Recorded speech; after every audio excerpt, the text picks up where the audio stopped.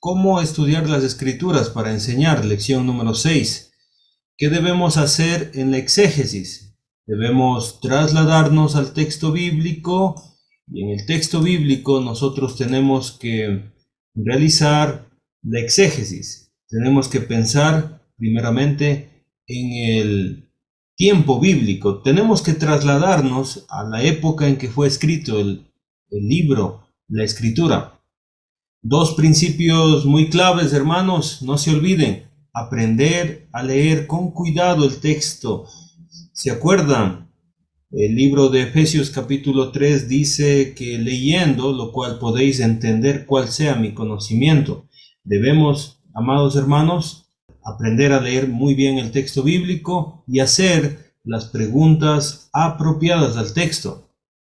¿Cómo respondemos a las preguntas? Pues empezamos en el mismo texto. Si no encontramos la respuesta allí, tiene que estar en el pasaje. Si no está en el pasaje, tiene que estar en el libro. Si no está en el libro, tenemos que irnos a los otros libros del Testamento o de la Biblia. Siempre, todo pasaje bíblico, todo libro debe tener ocasión, es decir, circunstancias por las cuales se escribió. También debe tener un propósito, razones por qué se escribe ese texto bíblico, y finalmente tenemos que llegar a un tema central para recordar las clases anteriores. Esto es importante. El significado del texto se encuentra principalmente en el pasaje. ¿Se acuerda que ya vimos los pasos? Bueno, vamos a recordar. Cuando usted tome una porción de la Biblia, se debe leer varias veces el mismo pasaje y debemos empezar a tener una idea general de lo que estamos leyendo y empezamos a hacer el primer análisis, paso número 2.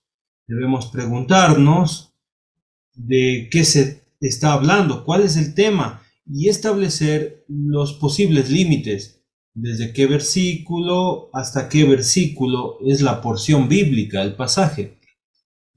Número 3, debemos subrayar las frases que se repiten y las que tengan mayor importancia. Bueno, yo les envié por mensaje de WhatsApp que ustedes lean por favor Marcos capítulo 10, espero que lo hayan hecho.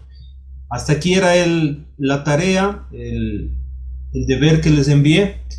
Y en esta clase bíblica vamos a empezar con el segundo ejemplo que tenemos en este curso bíblico y vamos a hacer los siguientes pasos. Paso número 4.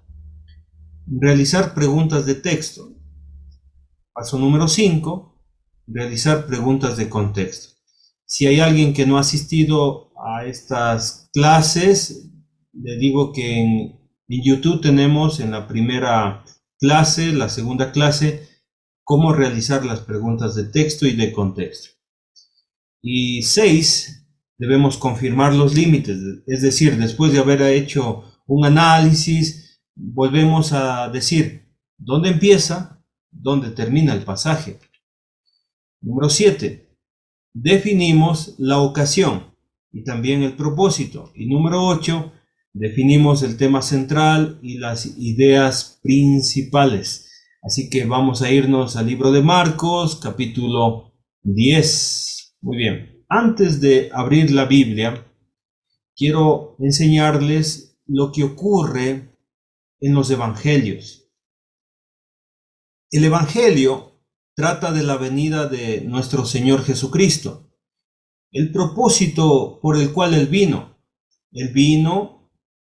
pues anunció acerca del reino, escogió a sus apóstoles y murió en una cruz del Calvario para perdonarnos. No solamente eso, sino que fue sepultado y resucitó al tercer día. ¿Estamos de acuerdo? Entonces, usted encontrará en su Biblia, va a encontrar 4 evangelios. Usted se encontrará con el Evangelio de Mateo, el Evangelio de Juan. Estos dos fueron escritos por apóstoles, es decir, Mateo y Juan son apóstoles. Ellos dieron un testimonio del Evangelio, de la historia de Jesús. ¿Sí? Ellos dieron el testimonio. Miraron y escribieron para nosotros. Pero también nos encontramos con Marcos, que probablemente es un discípulo del apóstol Pedro, y también tenemos a Lucas. También es un hermano de la iglesia, un profeta del Señor que investigó y registró la historia del Evangelio de Lucas. Este fue el primer tratado. Pero la historia continúa, hermanos. La historia continúa y sucede que el Espíritu Santo actúa en la iglesia, ¿sí?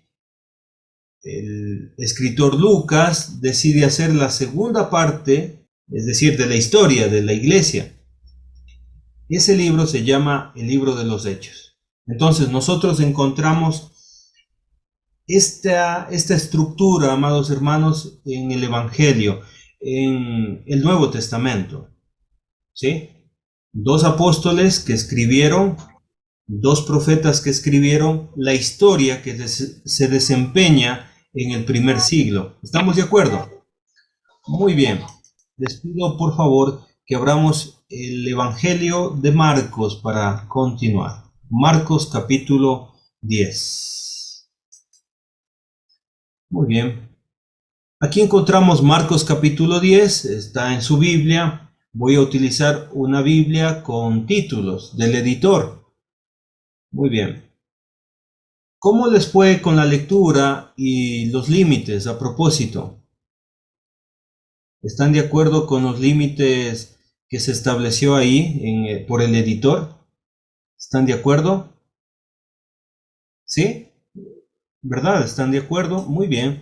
Son los límites, hermanos. Son los límites establecidos desde el versículo 1 hasta el versículo 12, pues habla sobre el divorcio. Muy bien.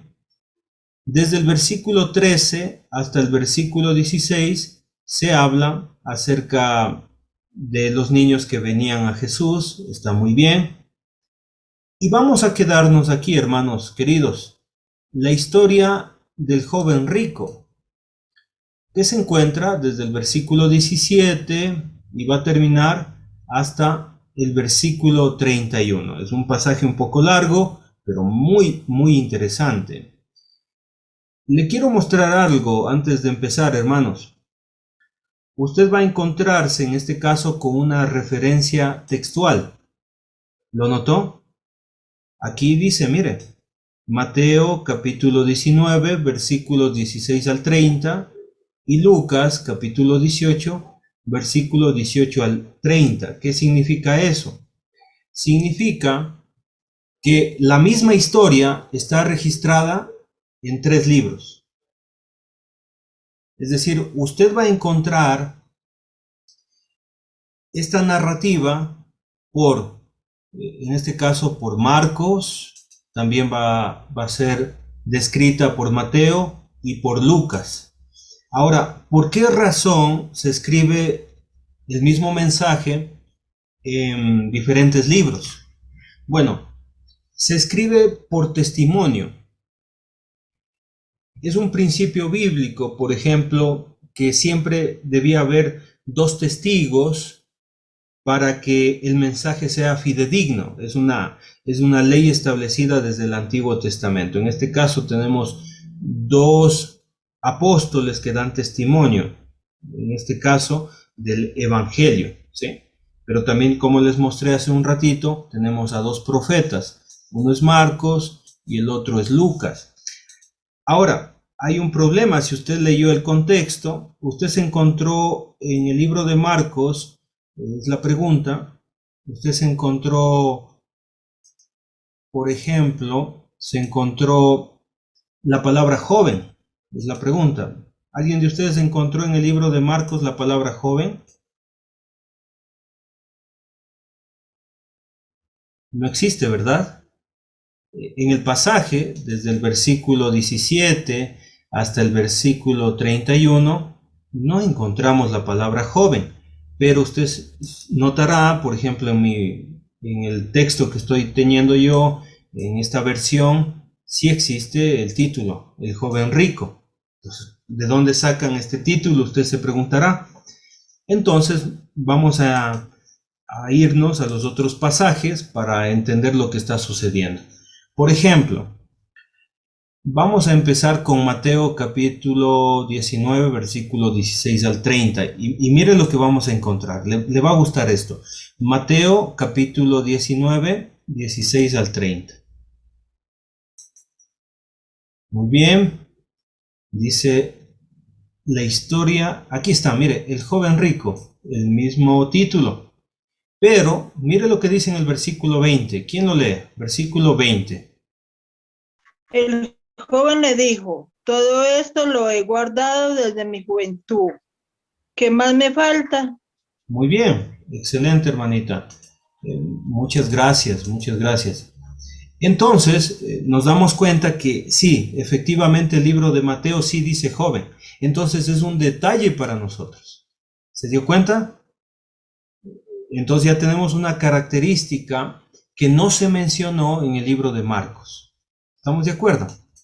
Ahora, vamos al otro pasaje, que sería Lucas 18, 18 al 30. Rapidito ahí, Lucas capítulo 18, versículo 18 al 30. Muy bien. Otra vez, joven rico de título, pero aquí encontramos un detalle que no aparece en Marcos. Dice Lucas 18, verso 18, ¿quién lo lee? Un hombre principal le preguntó diciendo, Maestro bueno, ¿qué haré para heredar la vida eterna? Excelente. Aquí aparece otra palabra que no aparece en el libro de Marcos, y es la palabra principal. ¿Nota? Qué interesante. Entonces, nosotros podemos darnos cuenta que cuando leemos las diferentes referencias de la misma historia, entonces encontramos detalles, hermanos, detalles. Y el detalle sería que este hombre, que aquí, por ejemplo, en Marcos no menciona que es joven ni nada de eso, solamente dice el hombre, probablemente más abajito, lo vamos a encontrar, pero los detalles están en los otros libros. Entonces nos encontramos con un hombre, ¿qué más? ¿Qué más era este hombre? Era joven. Joven. Y además de eso, ¿qué más era? Como un líder, alguien importante. Era un principal. Entonces son detalles que valen la pena estudiar, hermanos, y que usted puede hacerlo en su estudio personal. Entonces vamos de una vez ya a hacer el cuarto paso y el quinto. Marcos capítulo 10, versículo 17. ¿Quién lo lee, por favor? Al salir él para seguir su camino, vino uno corriendo, e hincando la rodilla delante de él, le preguntó, Maestro bueno, ¿qué haré para heredar la vida eterna? Muy bien, muchas gracias. Mire lo que está pasando. ¿Quién me explica qué ocurrió antes del versículo 17? En sus palabras, ¿qué pasó? El contexto inmediato, nada más. ¿Qué pasó en el pasaje anterior? Que Jesús estaba bendiciendo a los niños. Muy bien, vamos a empezar con eso, ¿ya? Jesucristo estaba probablemente allí sentado y venían los niños y ¿qué pasaba? Jesucristo los estaba bendiciendo. ¿Se dan cuenta? ¿Y qué hacían los apóstoles? Los apóstoles, ¿qué hacían? Reprendían a los padres y decían, mira, por favor, no dejes que los niños interrumpan al maestro. Bueno, eso estaba pasando y de repente empieza esta historia al salir él. ¿De dónde? De Capernaum, hermanito. De Capernaum, específicamente ¿de dónde? Lo acabo de mencionar, contexto inmediato. ¿Al salir de dónde? Mire, ¿Deben decir los niños? Por supuesto. Es decir, mire, es una historia que se va detallando. Jesucristo bendiciendo a los niños, sale de esa historia, de esa situación, y al salir para él seguir su camino. ¿Sí? Continúa su camino y aparece un personaje. ¿Cuál es ese personaje? Mira, estoy haciendo preguntas nada más. ¿Cuál es ese personaje? El joven rico. Es el joven principal que es rico, ¿no es cierto? ¿Y qué hace este joven? ¿Qué hace este rico? ¿Qué hace? Se arrodilla, se postra ante él. Se postra delante de Jesús y arrodilla. Ahora, quiero hacerle una pregunta. ¿Esto era normal en aquel tiempo? Parece que no, ¿no es cierto? ¿Cómo serían las vestiduras de Jesús a propósito? ¿Cómo estaría Jesucristo? Túnica. ¿Era pobre, era rico Jesús? La Pobre. Biblia nos enseña que él vestía con túnicas de príncipe. Bueno, eso podríamos pensar, pero Jesucristo dijo, yo no tengo ni siquiera dónde recostar mi cabeza. El padre que lo crió aquí a Jesús era un carpintero, su economía era pobre, entonces nos imaginamos que eran unas vestiduras humildes, Sencillas. sencillas, muy bien. Y de repente ese joven, la característica, acuérdese, principal, ¿cómo eran los principales de aquel tiempo? ¿Qué tipo de vestiduras? Eran de lino fino. Bueno, Jesucristo en alguna ocasión, estoy ayudándoles, dijo que eran sepulcros blanqueados. ¿A qué se Blancas. refería? Ropas muy caras, porque era rico, pero también ropas blancas. Y lo interesante, Como de seda. muy bien, de seda, de los mejores materiales, lo interesante es que este hombre se arrodilla. ¿Y en el suelo qué hay? Tierra. Tierra. Entonces, ¿era normal que una persona de esas se arrodille frente a un hombre que no estaba tan bien vestido No. o era pobre? No era normal, no era normal. Miren, estamos analizando, estamos haciendo preguntas. Pero, ¿a qué fue este hombre donde Jesús? ¿Qué le motivó a este hombre a Jesús? No sé, se hizo como una pregunta sobre su futuro, un futuro de heredar la vida eterna. ¿Le preocupaba eso? Muy En bien, cierta manera, le preocupaba lo espiritual. muy bien. Estaba mirando el hombre, todo lo que él venía haciendo, hablando con los niños, la respuesta que dio es sobre el divorcio.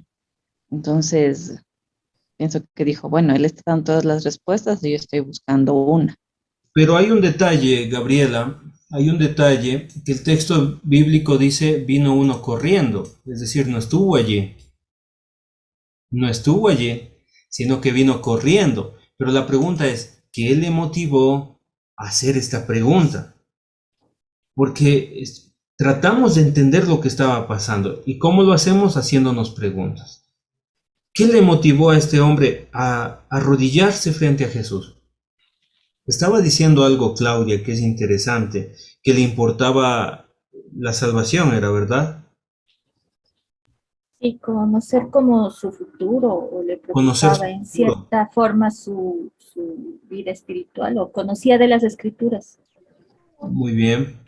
Pero hay un problema, Claudia. El problema es que este hombre era principal y era uno de los que predicaba en la sinagoga de Capernaum, probablemente en Tenía, Capernaum. tenía cierto conocimiento. Ahora, entonces podemos entender que este era un hombre religioso y que tiene una pregunta espiritual. ¿Y por qué pregunta si es uno de los que predican, si es uno de los maestros de Israel? ¿Por qué Hermanito, pregunta? seguramente no guardaba algunas normas de la ley, algunos estatutos. Probablemente eso. Lo que podemos ver es que tenía un vacío y es interesante. la pregunta, ¿qué haré para heredar la vida eterna? La pregunta de este hombre es una pregunta, ¿es inteligente esta pregunta de este hombre? ¿No es cierto? Es muy inteligente. Es una pregunta que tiene que ver con la eternidad. Y lo que a mí me intriga, lo que estoy pensando es que, ¿por qué hace esta pregunta si él enseñaba la ley antigua?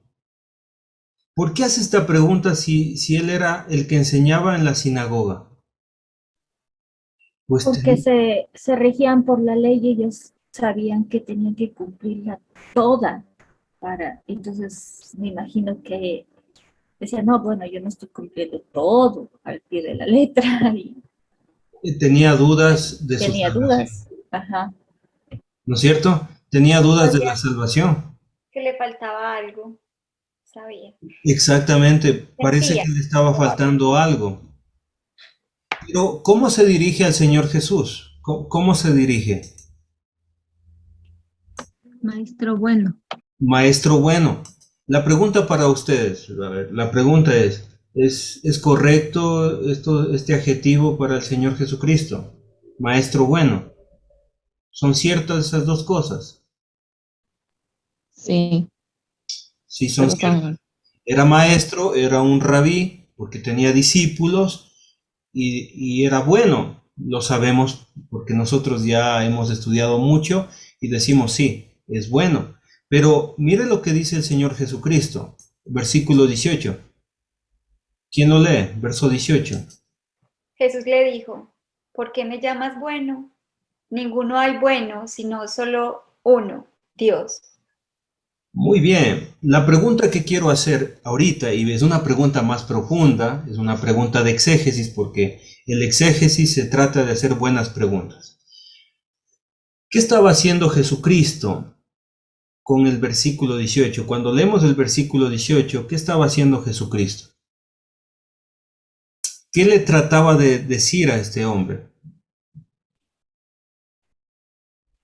Que era una persona normal, o sea, no estaba en ninguna posición más alta que cualquier otra Bueno, persona, Que o algo debía, así. perdón, siga nomás, María Gómez, continúe, por favor. no sé, le cuestionó sobre si sabía las cualidades que debía tener alguien para poderse llamar bueno, ¿no? Bueno, ¿alguien más? Probablemente. yo Probablemente, muy creo, bien. yo ¿Alguien creo más? que de paso le estaba hablando acerca del Padre Celestial, de su Padre, y diciéndole que, bueno, yo estoy aquí, pero hay alguien más arriba. Muy bien. Lo que Entonces, pasa es que es muy especial el versículo 18 porque muchos están interpretando que él está diciendo como reclamando, por nuestra cultura podemos nosotros entender y decir, ¿por qué me llamas bueno? O sea, como si fuera un reclamo, pero en realidad no es un reclamo. Él está preguntando, ¿por qué le llama al Señor, a Jesús bueno? ¿Por qué? Es una buena pregunta que hace Jesús. ¿Por qué me llamas a mí bueno? ¿Por qué?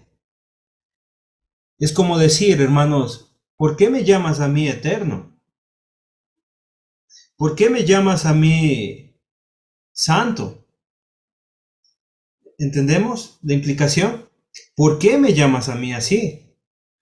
Y Jesús enseguida dice, mire lo que está diciendo, ninguno hay bueno, sino solo uno, Dios. Es decir, que Jesucristo no está negando su divinidad en este texto. Muchos se confunden y dicen, bueno, Jesucristo está diciendo que no le llame bueno. No, no, no. Eso no está diciendo Jesús ahí. Lo que está diciendo Jesús es, ¿por qué me estás diciendo a mí bueno? Y le dicen a continuación, solamente hay uno bueno. ¿Quién es? Solamente hay uno bueno. ¿Quién es? Dios. Dios. Yes. Lo que está haciendo aquí el Señor Jesucristo está afirmando que Él es bueno. Lo que está diciendo es que Él es Dios. Y esto es maravilloso, hermano. Si ustedes le analizan a profundidad, Jesucristo le está preguntando a este joven, ¿por qué me estás llamando así? Solamente hay uno, que es bueno, Dios. Y lo que va a hacer Jesucristo, y esto es interesante, lo que va a hacer Jesucristo a continuación es afirmar que Él es Dios. Lo que va a hacer a continuación va a afirmar completamente lo que es Dios.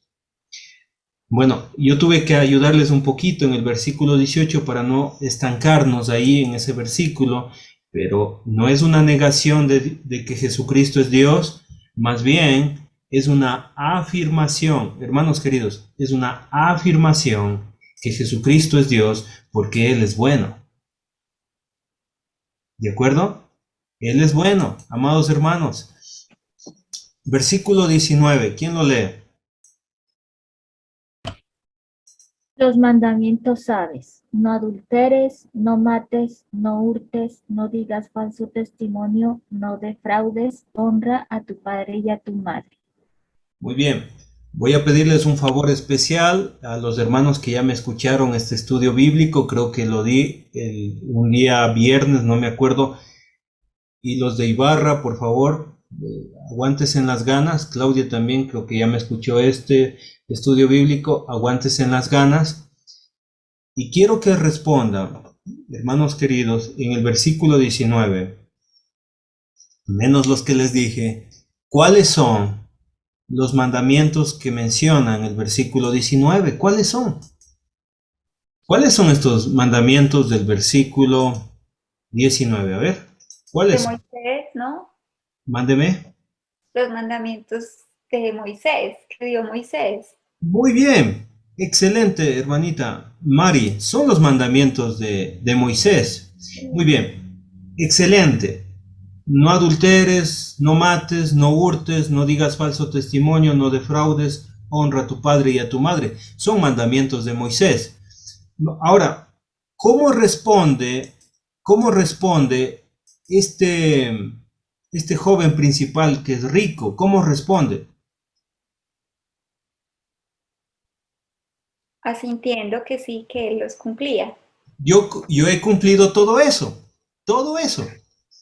Es interesante lo que estaba pasando. Ahora, piense en el contexto. ¿Quién estaba observando todo esto?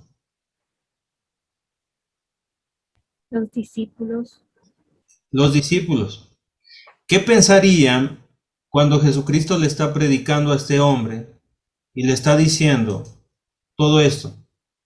Estos son los mandamientos: no adulteres, no mates, no hurtes, no digas falso testimonio, no defraudes, honra a tu padre y a tu madre. Y este hombre responde, sí, yo lo cumplo todo eso. ¿Qué pensaría un discípulo? Que ya tiene la vida eterna ganada.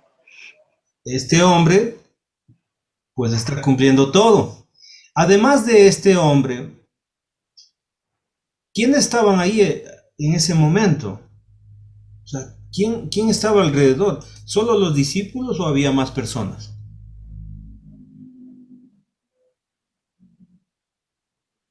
Más personas. Más personas, Estaban también los padres de los niños que estaban ahí, por las personas que supuesto. están alrededor escuchando al Señor, los Muy que le bien. seguían. Porque Sí, muchas personas, fuera de que seguían al Señor por muy lejos que fuera, lo seguían para escuchar lo que él predicaba. excelente, hermanita Greti. Entonces tenemos una audiencia grande que está observando y todo indica que este hombre principal era un hombre que cumplía la ley. ¿De acuerdo? Todo indica, ¿verdad? Entonces, ¿qué hubieran pensado ustedes en los pies de los discípulos? ¿Qué hubieran pensado? Que ella tiene ganada la vida eterna. Muchos Ahora, pensaban que, o sea, muchos se han de haber puesto a analizar, bueno, yo sí cumplo todo eso, entonces, por ahí es. La pregunta, acuérdense, la pregunta es, ¿qué debo hacer para tener vida eterna? Y Jesucristo le menciona los mandamientos.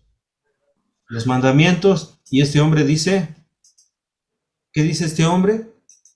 Que los Y cumplía. si los cumple. Todo lo cumplo. Entonces la respuesta es, Sí, tiene la vida eterna. este ganada. hombre tiene la vida eterna. ¿Qué les parece? Interesante lo que está pasando, muy interesante. Estamos analizando el texto bíblico y ¿desde cuándo este hombre hacía todo eso? ¿Desde cuándo? Desde la juventud. Desde que era pequeñito, desde la juventud. Si este era joven y decía desde mi juventud, imagínense, desde pequeñito, desde pequeñito. Pero versículo 21, vamos a ir al versículo 21. ¿Quién lo lee, por favor? Verso 21. Amén. Entonces Jesús, mirándole, le amó y le dijo, una cosa te falta. Anda, vende todo lo que tienes y dalo a los pobres, y tendrás tesoro en el cielo. Y ven, sígueme, tomando tu cruz. Muy bien, muy bien. ¿Qué hace el Señor Jesucristo? ¿Qué hace el Señor Jesucristo con este hombre? Lo amó. Muy bien, una pregunta. ¿Qué está haciendo el Señor Jesucristo en este momento? Mirándolo. Sí, pero me refiero al contexto anterior. ¿Se acuerda? Este hombre fue con una pregunta, entonces el Señor Jesucristo, ¿qué está haciendo? Respondiéndole. Respondiendo a la pregunta. De eso se trata. Pero es interesante lo que ustedes me estaban diciendo, es qué hace Jesús con este hombre para responder a la pregunta. Ustedes ya dijeron algo. Le amó. Ujú. Y no solamente le amó, ¿qué hizo? Le miró. Le Lo miró. invitó y también lo invitó a que lo siguiera. Muy bien. Primero lo mira, luego le ama. Ya. Qué interesante, ¿no? Interesante lo que pasa. Yo sé que muchos de ustedes ya están pensando en cómo aplicarlo a nuestra vida, pero recuerden, estamos haciendo exégesis, solamente estamos pensando en aquel tiempo. ¿Y qué podemos pensar? ¿Se imagina los ojos del Señor Jesucristo sobre este hombre? Probablemente este hombre estaba todavía ¿en qué posición? Arrodillado. Probablemente arrodillado y Jesucristo mirándole. ¿Y qué más hace Jesucristo? Le ama. ¿Eso qué me revela? ¿Qué me revela, hermanitos, cuando dice que le ama? Hermanita Juliet alzó la mano. Buenas noches. Para mí, más que mirarle físicamente, es mirarle el corazón. Ujú. Jesús lo conoce por dentro y sabe que él tiene un tesoro, o sea, quiere un tesoro más allá que el cielo, que es las posesiones materiales. Entonces él lo ve, pero lo ve por dentro. Muy bien, lo mira y también le ama. Eso hizo el Señor Jesucristo aquí en la tierra. Y esto es maravilloso. Mirar a las personas, mirarlos y amarlos. Interesante, ¿no? Muy interesante. Y además de eso, le dice una cosa te falta. La pregunta para ustedes, menos para los hermanos de Ibarra, para la familia Segura que ya me escucharon este tema y para los que ya me han escuchado, la pregunta es, una cosa, bueno, para los otros, una cosa te falta. Anda y vende todo lo que tienes. La pregunta es, ¿qué le falta a este hombre?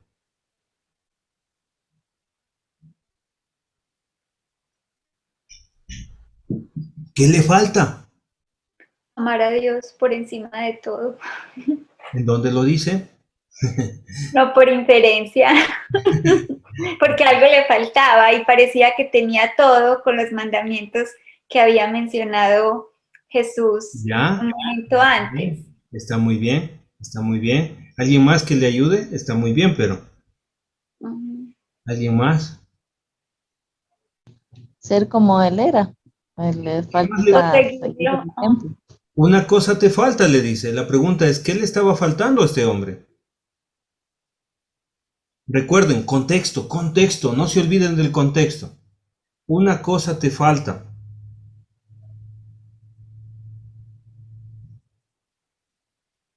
Miren, hermanitos, el contexto es importantísimo. Contexto en el mismo texto, ¿cuál es? Vende todo lo que tienes y dalo a los pobres y tendrás tesoro en el cielo, y ven y sígueme tomando tu cruz. Es cierto, ese es el contexto, pero ¿qué le falta? Les cuento que lo que le falta está en el versículo 19. Bueno, no está en el versículo 19, pero lo podemos entender en el versículo 19. La pregunta es, ¿qué le falta en el versículo 19? Mandamientos. ¿Cuál es? Amarás a tu Dios sobre todas las cosas, ese mandamiento. ¿Qué le falta? ¿Qué le falta? Sí, sin inventarse. A ver, ¿Amar a su padre y a su madre? bueno, si lo hace, aquí lo dice, honra a tu padre y a tu madre. ¿Qué le ¿Ser hace? más espiritual? A ver, les voy a ayudar. ¿Qué sí cumple este hombre? A ver, ¿qué sí cumple? Ayúdeme. ¿Qué sí cumple? Los mandamientos de Moisés. Ahora sí está habilitado para que todos respondan, ¿sí? ¿Qué sí cumple este hombre? No Con los robar. mandamientos de Moisés. Sí. Mire, versículo 19. Ayúdeme a contar, ¿ya? No adulteres. No, no 1. mates. Más. No mates. No hurtes. No hurtes. ¿No des falso testimonio? ¿Cuántos van? Aquí van. ¿Cuántos Los van? 6 son 6. A ver, cuéntele bonito. Está 1, 2, 3, Hay 6 ahí. 4. 4. No digas falso testimonio. 5 y 5. Hay No 6 porque no defraudes. defraudes y honra a tu padre y a tu madre. Esos menciona, esos puede cumplir este hombre. Pero sabe que hay mandamientos que no se mencionan aquí. De los 10 mandamientos, ustedes ya lo dijeron. ¿Cuáles son los mandamientos que no se menciona aquí? Amar a Dios sobre todas las cosas. No.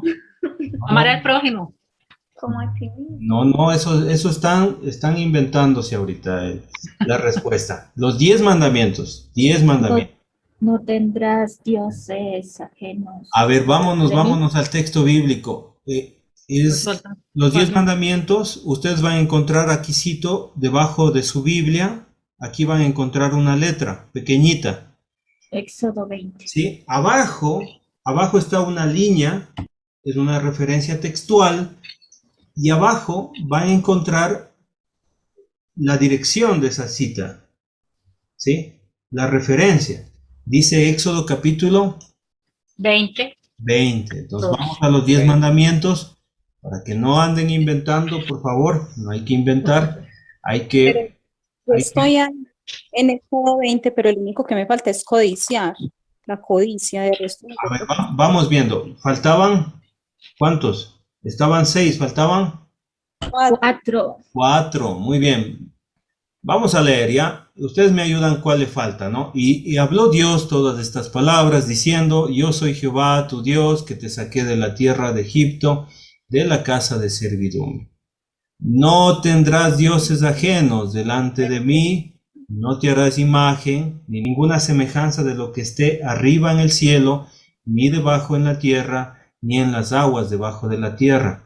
Ni te inclinarás a ellas, ni las honrarás, porque yo soy Jehová tu Dios, fuerte, celoso, que visito la maldad de los padres sobre los hijos, hasta la tercera y cuarta generación de los que me aborrecen.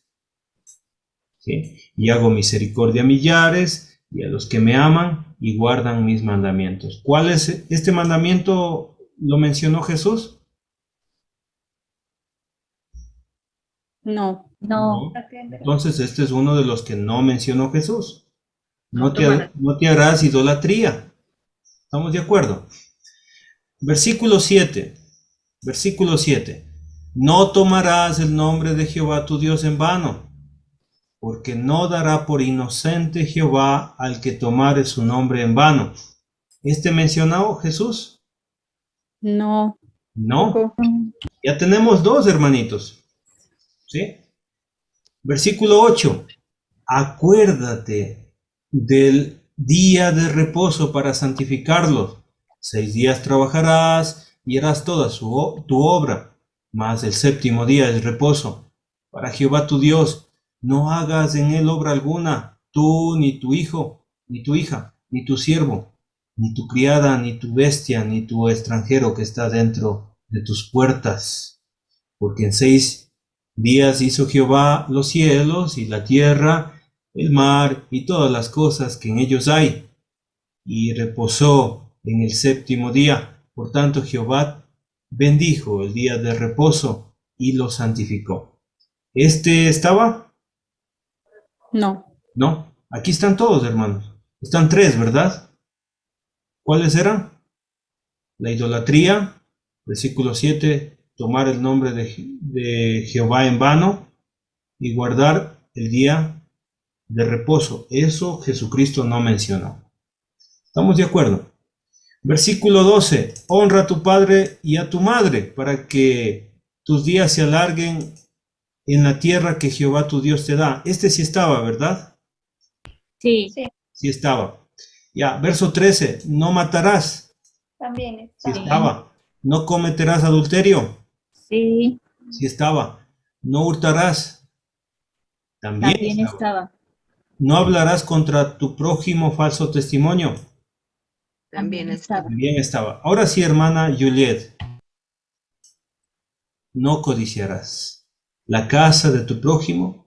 No codiciarás la mujer de tu prójimo, ni su siervo, ni su criada, ni su buey, ni su asno, ni cosa alguna de tu prójimo. Entonces, hermanos, es interesante cómo Jesucristo solamente menciona ¿cuántos? 6 de los 10 de los 10 mandamientos, ¿sí? Interesantísimo lo que está pasando aquí. Ajá. Muy interesante. Ahora, ¿por qué Jesucristo solo menciona 6 y no menciona los 10? ¿Por qué razón? Porque él ya sabía lo que había en el corazón del muchacho. Muy bien. Porque Jesucristo no solamente sabía lo que hay en su corazón, sino sabía lo que cumplía y qué más, y lo que no cumplía. Qué Y interesante. probablemente, perdón, porque la mayoría de personas que estaban ahí también se fijaban eran en esos mandamientos específicos y quizás los otros los obviaban, probablemente.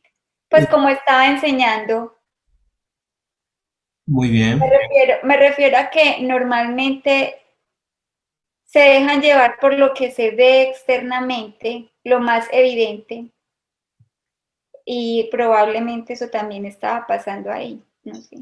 Bueno, lo interesante es que Jesucristo estaba con este hombre y que la gente estaba mirando el espectáculo. O sea, era un espectáculo que estaba pasando.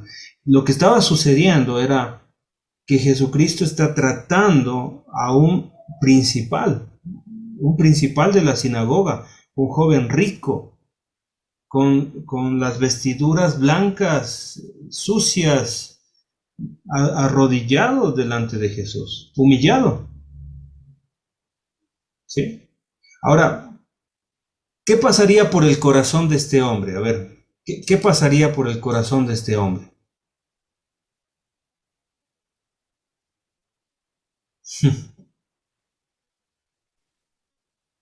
Jesucristo le estaba respondiendo la pregunta.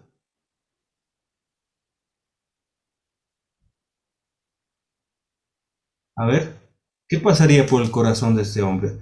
Porque lo que le está pidiendo es algo interesante. Una cosa te falta, anda, vende todo lo que tienes y dalo a los pobres y tendrás tesoro en el cielo y ven y sígueme tomando tu cruz. Aquí podemos hacer algunas preguntas. La pregunta es, ¿era discípulo de Jesús? No era discípulo de Jesús. Muy bien. No era discípulo de Jesús. Este hombre tenía que vender. ¿Qué tiene que ver la venta de las posesiones que él tenía con los mandamientos que no mencionó Jesús? Que tienen que ver con la idolatría, que tiene que ver con guardar el día sábado, ¿con qué más era? Con la codicia, ese era su mayor. Con la codicia, ¿y con qué más? Y tomar el nombre de Dios en vano. ¿Qué tiene que ver? Pues para mí la codicia es como lo que le faltaba, porque era demasiado codicioso, tanto que no fue capaz de venderlo todo para seguir a Jesús. Muy bien, Ahí muy bien, su tesoro estaba ahí. muy bien. Entonces, está haciendo el análisis de la codicia con sus posesiones. Muy bien, excelente. Ahora sí, con el día sábado.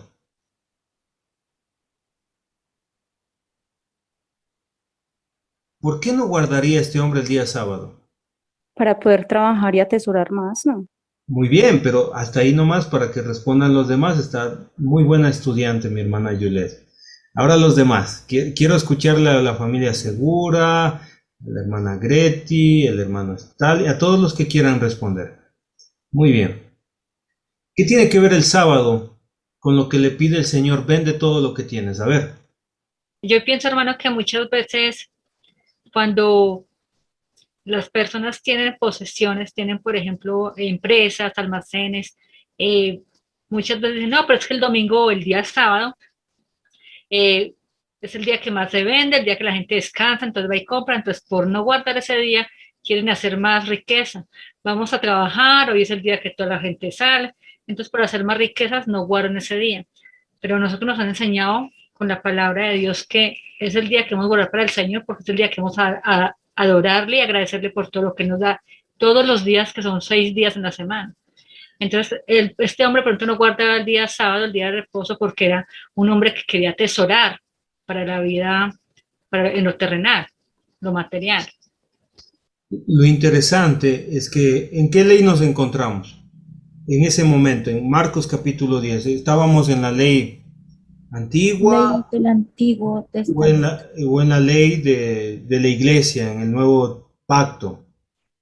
En la ley de Moisés. En la ley de Moisés, pregunta a ustedes, un judío debía guardar el sábado, ¿verdad? Sí. ¿Qué pasaba si no guardaba el sábado? Incumplía la ley de Moisés, ¿sí? Y para un principal que haga eso, ¿qué tal era? ¿Era algo correcto, incorrecto o no? Incorrecto, Muy completamente. incorrecto. ¿Sí? ¿Para qué se guardaba el día sábado? Bueno, ya voy a hacer una pregunta muy profunda. ¿Para qué se guardaba el día sábado? Para alabar a Dios. Dios. Bueno, no voy a enseñar ahorita, pero se guardaba el día sábado, o sea, no voy a enseñar a profundidad.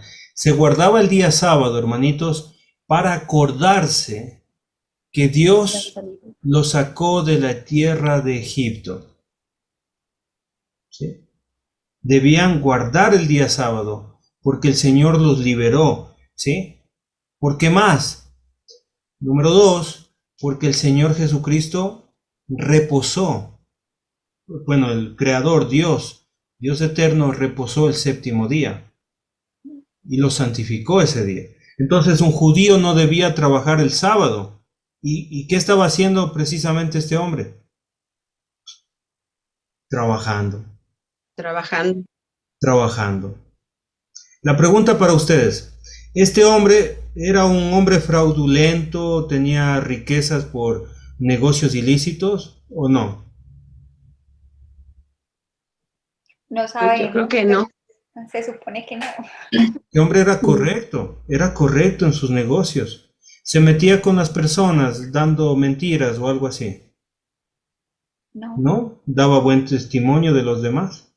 Todo lo que ganaba estaba bien, pero el problema era que él, el día sábado, si le llegaba un negocio, ¿qué hacía? Lo hacía. Aprovechar el día. Aprovechaba.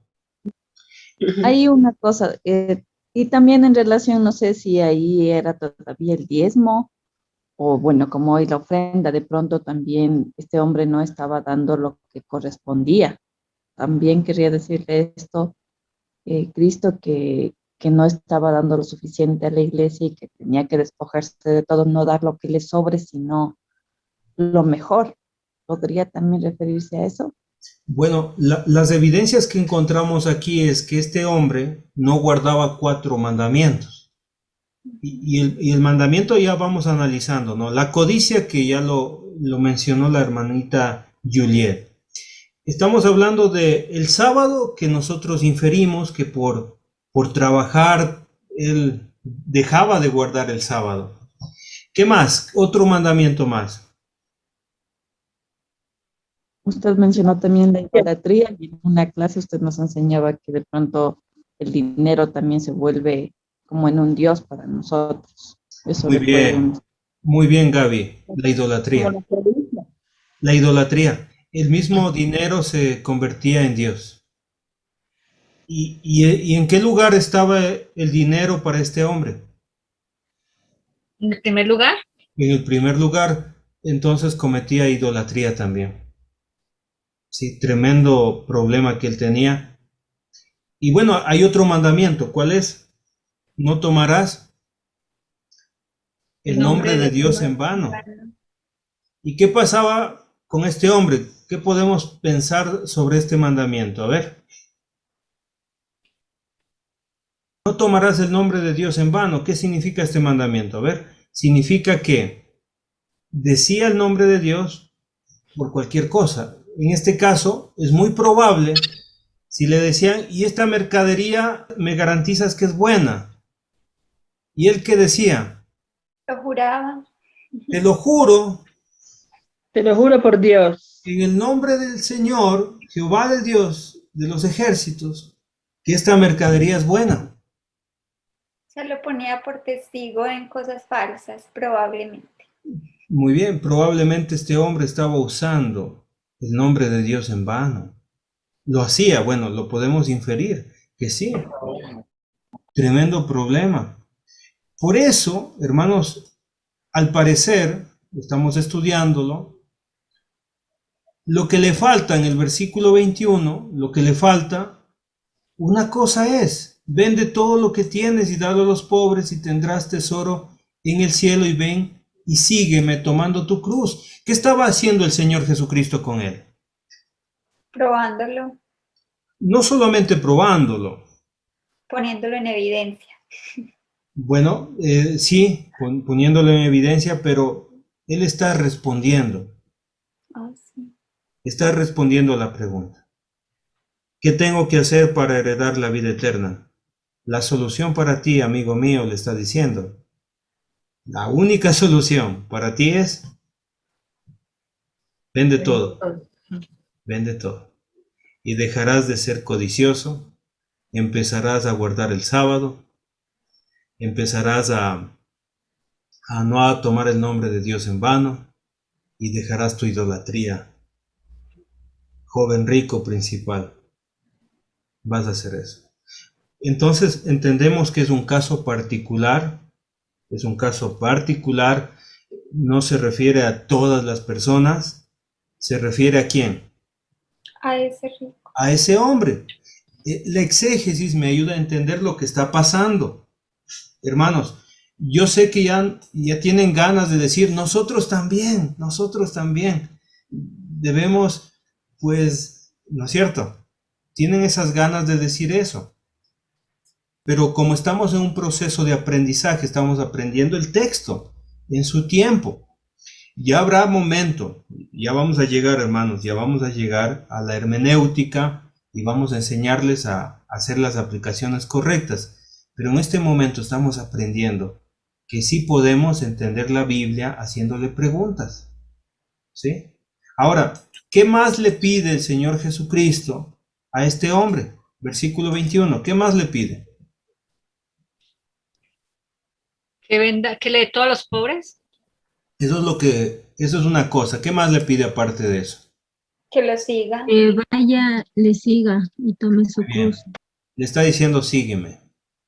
¿Qué significa seguirle? Dejarlo todo. Ser un discípulo, ¿no es cierto? Sé mi discípulo, le está diciendo. Sígueme, sigue mis pasos. Yo quiero ser tu maestro, sígueme. Además de eso, le está pidiendo otra cosa. Es su cruz. ¿Qué le está pidiendo? Toma mi cruz, le dice. La de No dice Tomando mi tu cruz. No dice mi cruz, toma tu cruz. Pregunta, ¿qué significaba para ese entonces la cruz? humillación. Muy bien, significaba humillación, ¿qué más? Pecado. Ya. Ahora, piensa en aquel tiempo.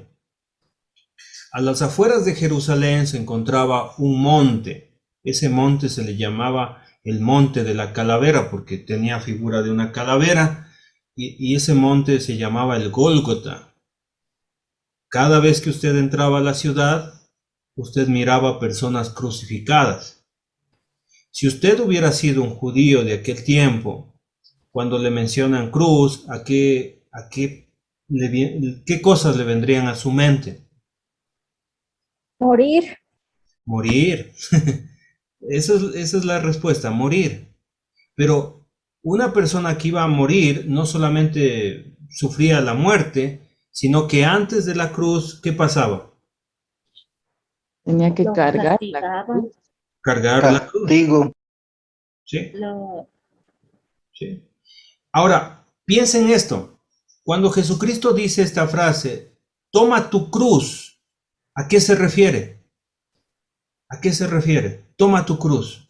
Los pecados que tiene. No, estamos hablando en el tiempo de aquel tiempo, lo que expliqué ahorita, Gaby. Las consecuencias que va, o sea, que va a tener por seguirlo. Ya, muy bien. A la mente de un judío se venía, estamos hablando físicamente en aquel tiempo, se le venía el sufrimiento y además del sufrimiento, la muerte. Entonces, cuando un judío escuchaba esto, toma tu cruz, significa sufre y muere. Cuando le dice Jesús, sígueme y toma tu cruz, ¿qué está diciendo? ¿Qué le está diciendo? ¿Qué entiende este hombre? Que al final va a tener que morir. Dolor. Miren, tenemos que entrarnos en el corazón de este hombre, tenemos que entrarnos en el contexto del pasaje, y lo que este hombre entiende es que para seguir a Jesús tengo que luchar con mis sufrimientos y tengo que morir a mí. Tengo que morir a mí para seguir a Cristo. Esa es la respuesta. ¿Qué debo hacer para heredar la vida eterna? Dejar mi idolatría. Estoy pensando en el joven rico, estoy pensando en el principal. Debo dejar mi idolatría. Debo empezar a cumplir los mandamientos de Dios. Debo seguir a Cristo, aunque sufra y aunque muera. Eso entendió este hombre. Por eso es profundo lo que está pasando aquí. Es muy profundo. A este hombre le costaba muchísimo, porque era su idolatría, era su Dios. Lo que necesita este hombre para seguir a Cristo es un cambio de Dios. Exacto. Un cambio de Dios. Este hombre necesita, además de eso, ¿qué más? Morir a mí mismo. Morir a sí mismo. Aunque le cueste sufrir, seguir a Cristo. Este hombre no era un seguidor de Cristo y debía convertirse en un seguidor de Cristo. Entonces, ¿qué debo hacer para heredar la vida eterna, hermanitos? ¿Qué debo hacer? Morir a mí, a cada uno de nosotros. Debemos morir. Exactamente. Debemos Una morir. nueva vida. Exactamente. Debemos primero saber qué nos falta a cada uno, porque a cada uno nos faltan cosas diferentes. Y una vez detectado lo que nos falta, trabajar en eso para poder morir a eso que tenemos por encima de Dios, que era lo que le pasaba a ese joven. Amén, amén. Muy bien, hermanitos, ya se me terminó el tiempo, pero miremos lo que está pasando. Verso 22, ¿cómo se sintió él? Triste. Triste. ¿Por qué se puso triste? Mire, ¿sabe por qué se pone triste este hombre? Por la respuesta.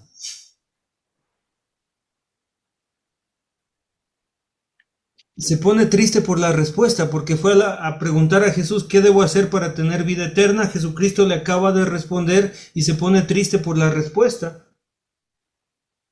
¿Por qué? No era lo que se esperaba. No era lo que se esperaba, y además de eso, porque tenía, lo que dice mi hermano, segura. ¿Por qué más? Porque tenía muchas posesiones. Hermanita Alejandra, dígame. Porque le dolía dejar todo lo que tenía. Ahora sí que posiblemente dejar el viejo hombre atrás, Exactamente. toda su vanidad, todas sus riquezas. Exactamente. Muy bien. Lo que me llama la atención es que lo que sucede, ¿cómo le busca a Jesús? De rodillas. Corriendo, arrodillado, humillado. ¿Y cómo se va de Jesús? Triste. Ya. Y yo creo que se fue despacio, lento. Porque él esperaba que Jesús le dijera, sí, ya eres salvo, porque él estaba convencido de que todo lo hacía bien, pero no sabía que toda su fortaleza en su interior radicaba en las posesiones. Por eso cuando él se va triste, y la respuesta en el versículo es porque tenía muchas posesiones, no es lo mismo que que él hubiera tenido poco, porque era menos difícil renunciar a ese poco, tenía mucho. Lo mismo, bueno, ya sería aplicarlo al joven, pero es como lo mismo. Entre más soporte tenga usted como de pecado, más difícil es renunciar a él, y más tristeza y más dolor y más trabajo implica para él. Sí, mi hermanita. Muy bien. Sí. También puede ser de que a más de las posesiones que tenía, él tenía el poder, porque era gobernante. Excelente. Miren, hermanito, y lo que dice la hermana Jessica tiene mucho sentido en el contexto de lo que está pasando, y es que este hombre era un principal, y seguir a Cristo, bueno, sería renunciar a su puesto de principal, renunciar a sus riquezas y entregar la juventud a Jesús. O sea, lo perdía todo para ganar la salvación. Interesante. Gracias, hermanita Jessica. Buen aporte. Hermanos, y gracias les doy a ustedes porque se han aguantado las ganas de hacer aplicaciones. Les doy gracias. La verdad a mí me cuesta. Yo ya voy haciendo esto como unos 13 años y a mí me cuesta aguantarme las ganas de las aplicaciones, porque aparecen unas aplicaciones muy bonitas para hacerlas, pero de eso se trata la exégesis, de entender lo que pasó en aquel tiempo. Luego ya vamos a tener tiempo de hacer las aplicaciones, hermanos. Gracias por esa paciencia. Para terminar y para que ustedes lo miren lo que pasa en el versículo 23. Entonces Jesús, mirando alrededor, Jesucristo deja de mirar a este hombre y se pone a mirar alrededor. Alrededor hay mucha gente. Alrededor hay gente que está a la expectativa y preguntándose en su corazón por qué ese hombre se fue triste lejos de Jesús. Por eso aparece la pregunta: ¿cuán difícilmente entrarán en el reino de Dios los que tienen riquezas? Pero eso queda para ustedes, hermanitos queridos. Ese estudio, ese análisis ya queda para ustedes, para que sigan estudiando Y les animo a seguir haciendo las preguntas de exégesis. Muchas gracias, hermanos, por la atención en este estudio bíblico. ¿Qué hora Hermano es? Henry, no se vale. Yo No creo se que vale. es mejor que usted nos ayude, porque es que con usted entendemos mejor y lo aplicamos mejor. Muy bien. Solamente para que se vaya en el corazón la palabra de Dios, vamos a hacer un poquito de aplicación, ¿ya? Ya terminamos la exégesis, vamos a hacer la aplicación. Este hombre llegó corriendo a Jesús y se fue lejos de Jesús triste. ¿Cómo le buscamos nosotros a Jesús? ¿Cómo le buscamos? ¿Estamos cerca de Jesús? ¿Estamos lejos de Jesús? ¿Estamos tristes con Jesús? ¿Estamos felices con Jesús? Estoy haciendo aplicaciones, hermanos. ¿Qué me impide a mí seguir a Jesús correctamente? ¿Me impide seguir a Jesús las riquezas? ¿Me impide seguir a Jesús el pecado, la fornicación, los malos pensamientos, la avaricia, las envidias, las borracheras, algún vicio? ¿Qué me impide a mí seguirle a Jesús correctamente? Ahí están las aplicaciones, hermanos. Pero yo les digo algo, si no hacemos una buena exégesis, no vamos a hacer buenas aplicaciones. Por eso es la disciplina. Hagamos buena exégesis, leamos con cuidado el texto bíblico, hagamos preguntas y luego estaremos listos para hacer buenas aplicaciones. ¿Sí? Si yo no entiendo bien la historia, si no entiendo bien el texto bíblico, no voy a hacer buenas aplicaciones. ¿Estamos de acuerdo? Amén. Muy bien. Gracias por su atención. ¿Algo quieren preguntar acerca de la metodología? La siguiente clase vamos a estudiar ya la hermenéutica. Vamos a ver, hermanos, la hermenéutica es una materia que necesita muchísimas clases, pero Dios mediante lo vamos a enseñar en 3 clases para que usted tenga una introducción, para que usted tenga una idea general de qué es la hermenéutica.